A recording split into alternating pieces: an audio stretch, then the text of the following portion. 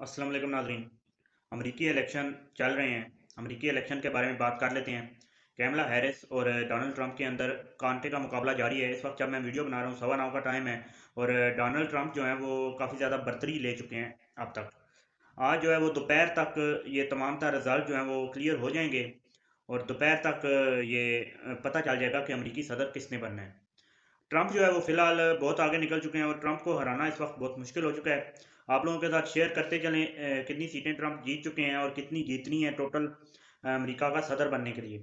America का आपको पता है कि तमाम रियासत के अंदर से तमाम रियासतों से इलेक्टोरल कॉलेज के लिए नुमाइंदे जो हैं वो चुने जाते हैं जो कि फिर सदर का इंतखाब करते हैं। आपको पता है कि अमेरिका में डोनाल्ड ट्रंप पहले भी सदर रह चुके हैं और जो बाइडन की जगह इस बार कैमला हैरिस आई हैं। डोनाल्ड ट्रंप को सदर बनने के लिए या फिर कैमला हैरिस को सदर बनने के लिए 270 सीटें चाहिए। और इस वक्त ट्रंप की कितनी सीटें हैं और कैमला हैरिस इस वक्त कहाँ पर मौजूद हैं उस पर बात करते हैं। इस वक्त जो है वो ट्रंप ने 210 सीटें जीत ली हैं और कैमला हैरिस की इस वक्त 113 सीटें हैं। यहाँ से वाज़ेह बढ़तरी हो चुकी है। आप कह सकते हैं कि तकरीबन 100 सीटें ट्रंप जो है वो ज़्यादा जीत चुके हैं। 100 सीटें जब ट्रंप ज़्यादा जीत चुके हैं और 100 सीटों की बढ़तरी ट्रंप को हासिल है, तो ट्रंप का अमेरिकी सदर बनने का जो चांस है वो बहुत ज़्यादा बढ़ चुका है। और अमेरिकी सदर ट्रंप के बनने के साथ पाकिस्तान के भी ज़ाहिर है बहुत से फैसले जुड़े हैं। आप लोगों को पता है अमेरिका इस वक्त सुपर पावर है और अमेरिका की दुनिया भर की सियासत के अंदर और दुनिया भर के मामलात के अंदर इन्फ्लुएंस चलता है और पाकिस्तान के अंदर थोड़ा सा ज़्यादा चलता है। तमाम तर दुनिया में जो रियासतें हैं दुनिया में आप यहाँ तक कि ईरान के अंदर भी अमेरिकी इन्फ्लुएंस जो है वो चलता है।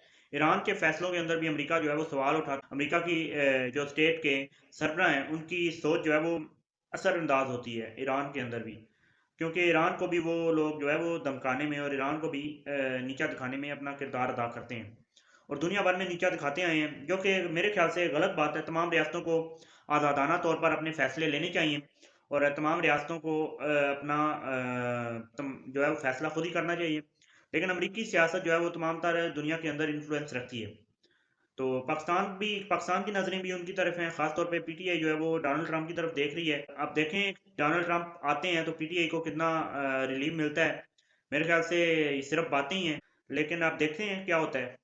कल जो है वो आईनी बेंच बन चुका है। पाकिस्तान की सुप्रीम कोर्ट के अंदर आईनी बेंच का इंतखाब कर लिया गया है और आईनी बेंच बनने में 5 साल से फैसला हुआ है। जस्टिस अमीनुद्दीन आईनी बेंच के सरबराह मुंतखब हुए हैं। तीनों जजेस जस्टिस याया, जस्टिस मंसूर अली शाह और जस्टिस मुनीब अख्तर, तीनों ने जो है खिलाफ वोट डाला। लेकिन जो दो मेंबर्स अपोजिशन हुकूमती जमातों के थे, उसके अलावा आदम नज़ीर तारड़ जो हैं वो वजीर कानून, उसके अलावा जस्टिस अमीनुद्दीन का वोट और उसके अलावा पाकिस्तान बार कौंसिल के जो मेंबर हैं उनका वोट, ये तमाम तर वोट मिला के 7 वोट जो है वो जस्टिस अमीनुद्दीन को पड़े और 5 वोट जो है वो खिलाफ पड़े। तो आप देखते हैं कि जस्टिस अमीनुद्दीन मुल्क के अंदर कितना इंसाफ का जो है वो बोलबाला करते हैं। उम्मीद रखनी चाहिए, उम्मीद है कि इंसाफ जो है वो फैलेगा और ये आईनी बेंच जो है वो पाकिस्तान के लिए अच्छा साबित होगा। किसी भी बेंच की कारकर्दगी को देखने से पहले उसके ऊपर जो है वो सवालात उठाना मेरे ख्याल से जायज़ नहीं है। अब इसकी कारकर्दगी को देखा जाएगा और इसकी कारकर्दगी के हिसाब से लोग जो हैं वो इसके ऊपर सवालात उठाएंगे और या फिर लोग जो हैं वो इसको सपोर्ट करेंगे। इसी के साथ चैनल को सब्सक्राइब, वीडियो को लाइक कर दीजिए। मुझे दीजिए इजाज़त। अल्लाह हाफ़िज़।